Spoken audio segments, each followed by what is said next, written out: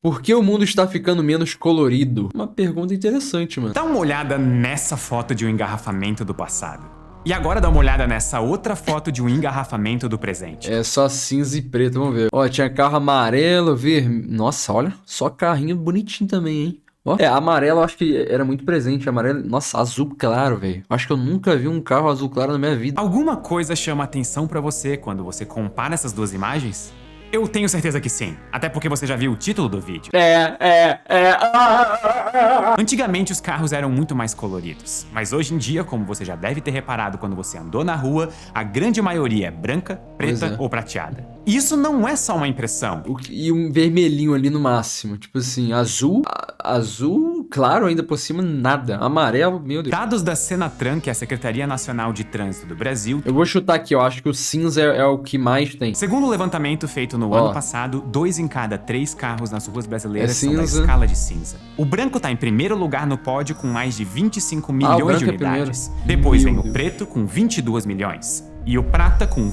Perdi! Em comparação, na ponta oposta, o pódio dos mais raros O carro LGBT ali, ó. tem Grená, com pouco mais de 50 mil, Rosa, com 133 mil, e Fantasia, com 135 mil. Caraca, rosa, 173 mil? Nunca vi um carro rosa. Meu carro, por exemplo, tem Fantasia, do Batman. Brincadeira. A Senatran usa esse termo para se referir aos carros em que não é possível definir qual que é a cor predominante. Mas apesar dos tons de cinza serem a maioria no Brasil, eles não são os preferidos em todo o território nacional. Olha esse mapa que o portal G1 fez. Isso, na verdade, é a distribuição das cores predominantes de automóveis em cada cidade. E existem algumas curiosidades. A cidade que mais tem carros laranja no Brasil se chama Laranjal do Jari, no Amapá. Será que algum inscrito do canal mora nessa cidade? Comenta aqui e aí me diz se tem muito carro laranja por aí mesmo. Mas a cidade se chama laranja, tem um carro laranja. Volta ao mapa, embora o vermelho seja a cor predominante, a frota brasileira é muito maior no sudeste do que nas outras regiões. Por isso a maioria dos carros hoje em dia são mesmo nos tons de cinza. Mas por que isso acontece?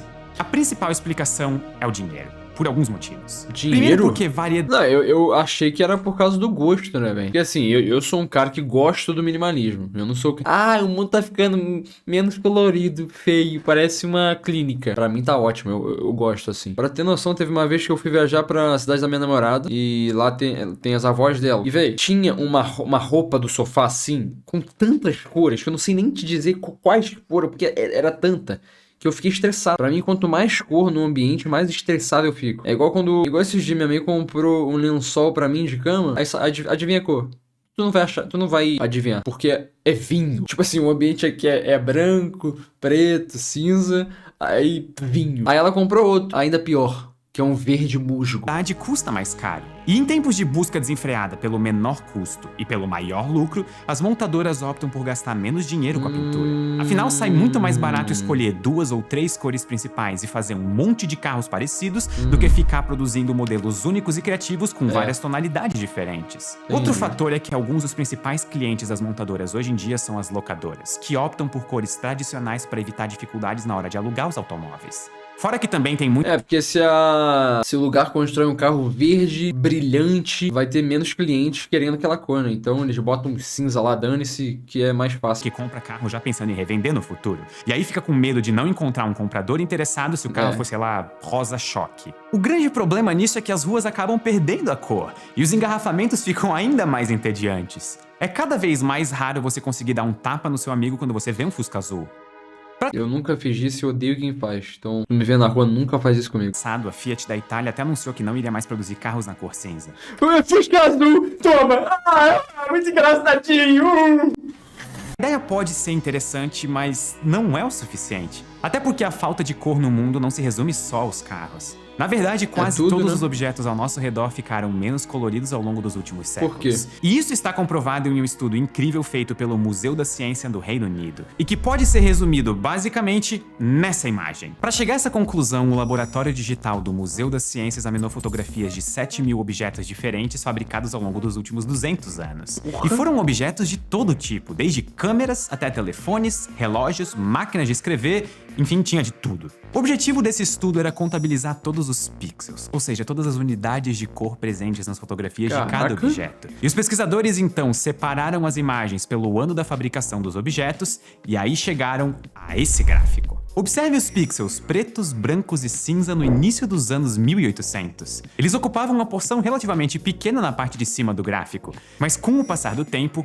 olha como eles foram Foi crescendo e aumentando. tomando o espaço das outras cores. Uma análise feita pela própria equipe do museu ajuda a gente a entender como se deu esse processo. No início, as cores predominantes eram o bege, o marrom, o amarelo, entre outros tons mais terrosos. Isso porque boa parte dos objetos fabricados no século XIX eram feitos de madeira. Com o desenvolvimento de novas Uma cor que eu não gosto é amarelo, velho. Pô, sinceramente, com todo respeito. Eu acho que eu nunca tive uma camisa amarela na vida.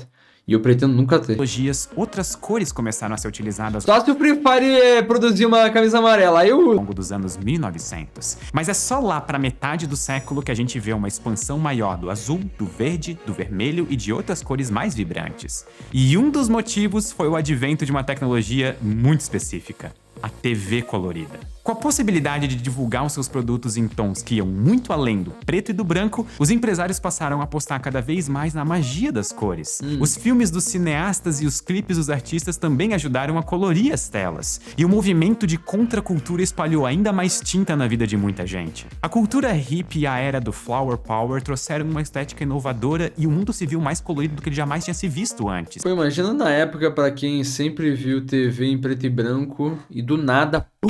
Será que foi do nada assim? Pum, TV colorida. Nossa, deve ter sido um espirro de cores na cara da pessoa. E isso porque, depois da explosão de cores no meio do século, foi a vez do preto e do branco voltarem a descolorir o mundo na virada do milênio. A utilização cada vez maior do plástico no lugar da madeira foi um dos fatores que levaram a essa mudança. E se no passado a Então é sobre os objetos, sobre o material que usa. Cara, eu nunca pensei nisso. tecnologia foi responsável por ampliar o espectro de cores diante dos nossos olhos, agora ela foi a culpada por deixar tudo novamente em tons entediantes de si. Pô, mas vai me falar que isso aqui é entediante? Porra, lindo pra cacete. Agora tu imagina essa parede aqui, ó, amarela, essa aqui laranja. Não tem como, pô, isso aqui é lindo. Olha isso, olha essa combinação de cores. Basta olhar para o celular, para o computador ou para a televisão em que você está assistindo esse vídeo. É bem provável que eles, assim como a maioria dos produtos eletrônicos lançados nas últimas Com décadas, certeza. sejam totalmente pretos, brancos ou cinza. Isso inclusive ilustra uma tendência dos últimos séculos. É que antigamente um único objeto costumava ter muitas cores, já que eles eram produzidos de maneira mais artesanal. Mas hoje em dia, com a automatização dos processos de fabricação, fica mais fácil e mais barato de fazer objetos totalmente monocromáticos. Entendi. Dá uma olhada, por exemplo, nessa câmera do ano 1900. Caraca. Observe quantas cores diferentes ela tinha. Se a gente colocar lado a lado um telégrafo antigo e um telefone moderno, parece até que o mundo passou a ter medo das cores. Pois é. Aliás, não só parece. Isso realmente aconteceu. E tem inclusive um nome. É a cromofobia.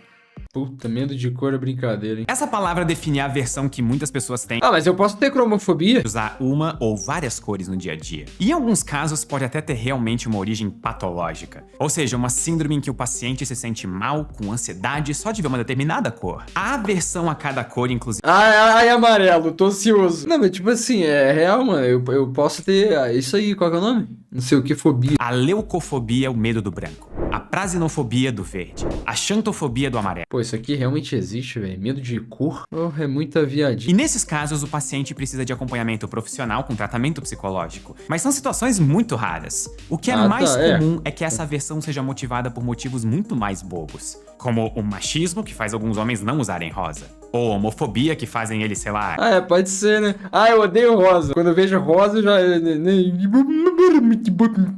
estar em escadarias ou bancos de arco-íris. Ou ainda pelo simples medo do julgamento que limita as nossas formas de expressão. Ou seja, você talvez até gostaria de usar umas roupas mais extravagantes. Ou quem sabe pintar o cabelo de roxo. Mas Pintar você a fica com unha. medo do que as outras pessoas podem pensar e acaba deixando pra lá. Sim. E isso tudo faz com que o preto, o branco e os tons de cinza sejam vistos como mais sérios e até mais respeitados. É. Como resultado, é cada vez mais frequente a gente ver empresas deixando as cores de lado e apostando em novos designs monocromáticos considerados mais elegantes e refinados. Sim. É o caso caso dos logotipos de várias Aí. marcas que estão Nossa, olha o primeiro logo da Apple, velho. Que coisa pobre. cada vez mais simples. Ou até mesmo das lanchonetes, que antigamente eram múltiplas. O Mac é pica, mano. Dentro eu acho muito bonito, muito estiloso. Ainda mais, abri uma recentemente aqui na cidade, muito bonito lá dentro. Só que a parte de fora, velho, a versão old era pica, hein? Coloridas e agora focam em paletas entre o cinza e o marrom. Mas não pense que essa tendência se limita só ao comércio. Isso também aconteceu até com os lares de muita gente. Afinal, a necessidade de acomodar uma quantidade cada vez maior de pessoas nas cidades ao longo do último século. Não, esses dias eu fui no condomínio do meu amigo e lá eles estão reformando. E justamente a cor que eu tenho mais preconceito, que é amarelo, é a cor do condomínio. Só que agora eles estão pintando pra um cinza e pra um cinza mais claro. Aí, até aqui tá tendo essa minimalistificação. E pra mim, filho, nossa, não tem nem noção. Até tu aí que gosta de um mundo mais colorido, meu Deus, vai concordar que é muito mais bonito. E, mais uma vez, para economizar dinheiro, esses prédios tendem a ter cores parecidas sem muita criatividade, dando às cidades um tom mais acinzentado do que elas tinham antigamente. Pô, mas tem como fazer um prédio, tipo assim, amarelo? Basta lembrar como era comum há algumas décadas aquele estilo casa da vovó, com paredes super coloridas, super decoradas, cheias de enfeites. Ó, só aqui já me causa uma ansiedade. Vovó, com paredes super coloridas. Ó, tapete rosa. Mas não, mas aqui tá até tranquilo porque as cores estão sólidas. Tipo assim, a minha parada é quando tem muita cor em um espaço pequeno. Super decoradas, cheias de enfeites. Se esse tapete aqui fosse várias coresinhas, nossa, eu já jogava no lixo. Além daquele clássico piso de caquinho do lado de fora. Hoje em dia, as mudanças de estilo na arquitetura trouxeram um ar mais discreto para os apartamentos de muita gente. O minimalismo reduziu a... Olha que coisinha gostosa, que lindo. Porra, simplicidade. Se cair uma farofa ali no chão, tu vai conseguir aspirar tranquilo no sofá. Porra. De objetos e também de cores que ficavam expostos nas residências. A chamada arquitetura industrial ganhou destaque e não está mais presente apenas nas fábricas. Ela agora também aparece nas nossas salas, nas nossas cozinhas, nos nossos quartos, levando um tom mais bruto onde antes havia uma certa delicadeza. Características desse estilo arquitetônico, como o concreto aparente e os acabamentos metálicos, fizeram com que o cinza se tornasse... Olha esse banheirinho, meu Deus do céu, que lindo, me dá isso aí, me dá, velho. E aqui, só pra deixar claro, eu não estou criticando o gosto pessoal de ninguém. Eu gosto de arquitetura industrial. Só o que eu estou dizendo é que esse visual minimalista tem deixado as nossas vidas menos divertidas. E até mesmo um pouco mais tristes. Divertidas porque tem uma parede amarela? Não sei se você concorda não, velho. Não vejo... sei lá, vai. Pois é. A gente pode ficar literalmente mais feliz ou mais triste por causa das cores. Isso porque elas carregam significados e nos transmitem... Eu já vi isso. Eu tinha um quarto cinza, né? Aí já falaram que quando tu tem um quarto cinza, tu tem tendência a ter depressão. Mensagens como qualquer outro tipo de estímulo. Ou seja, assim como a música que os nossos ouvidos escutam é capaz de nos emocionar, as cores que os nossos olhos enxergam também provocam muitas sensações. E é isso que estuda a área chamada psicologia das cores. Muito utilizada. Vermelho é analogia a perigo. Os publicitários analisam quais são as ideias que as cores passam para as pessoas e aplicam isso no produto que eles querem vender. O vermelho, por exemplo, costuma ser associado a força e energia. Por isso é comum ver essa cor sendo usada em marcas que querem passar uma ideia de agito, como refrigerantes, ou de urgência, como canais de notícias. O verde é mais ligado à saúde e à harmonia, e com isso os publicitários usam essa cor com frequência em produtos naturais, como alimentos veganos, e também em marcas ligadas a causas humanitárias,